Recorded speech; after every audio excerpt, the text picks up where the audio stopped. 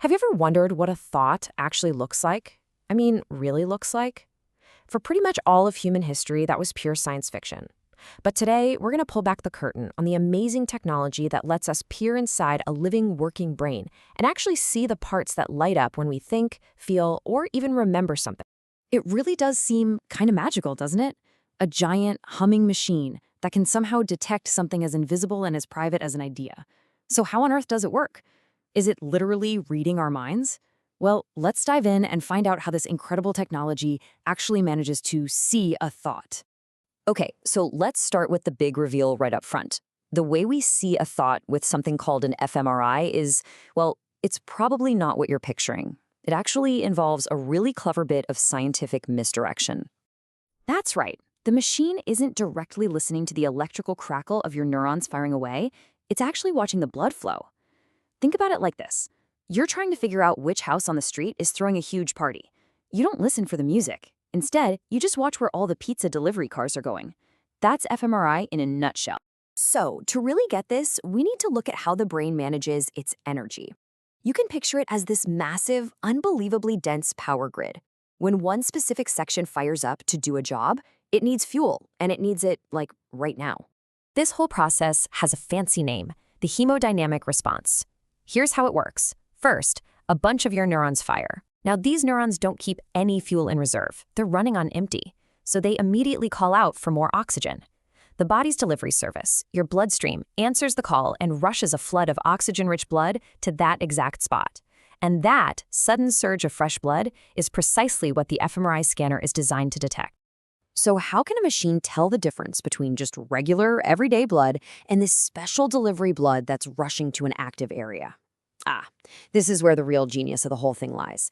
It all comes down to a tiny little magnetic trick happening inside our own red blood cells. This is the secret to what scientists call the bold signal.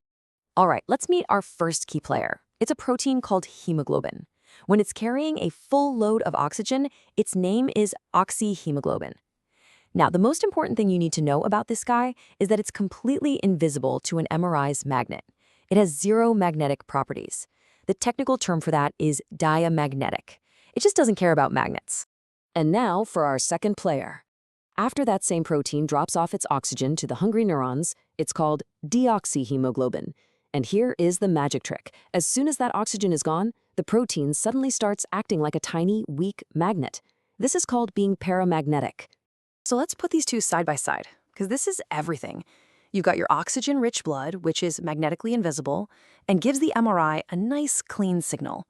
Then you have your oxygen-poor blood, which acts like millions of tiny little magnets, creating all kinds of interference. These little magnets basically distort the MRI signal. Think of it like static on a radio. And here's the brilliant punchline. When a part of your brain gets busy, it gets flooded with so much fresh, non-magnetic, oxygenated blood that it physically pushes all the old, magnetic, signal-distorting blood out of the way. And what's the result? The MRI signal in that one specific spot gets way stronger and clearer.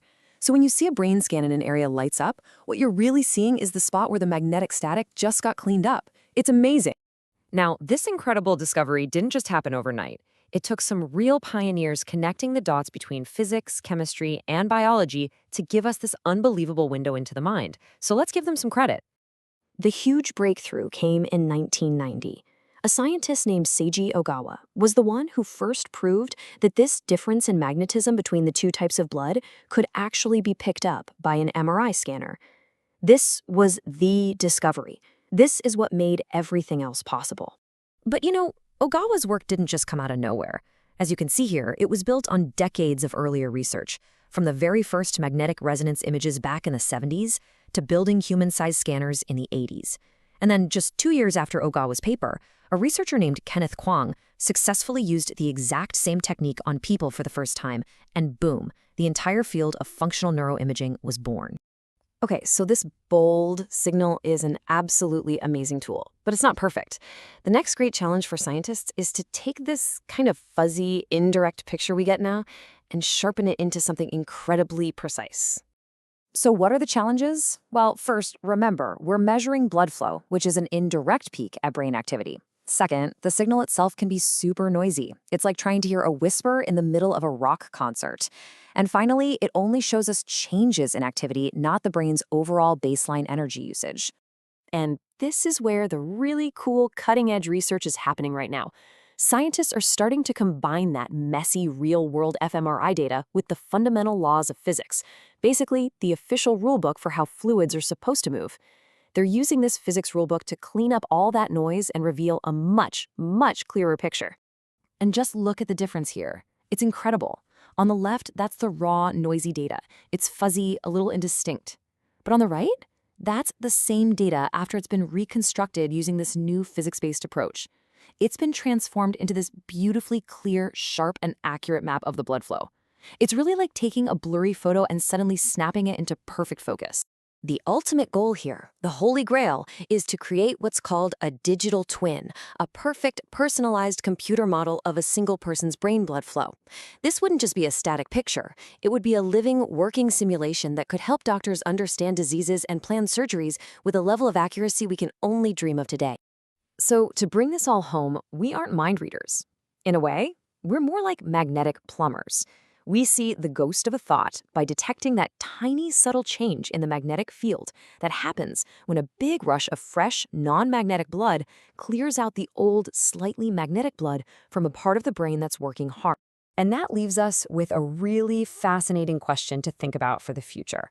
As this technology gets better and better, as we get closer to that perfect digital twin, what new secrets of the mind are we going to unlock?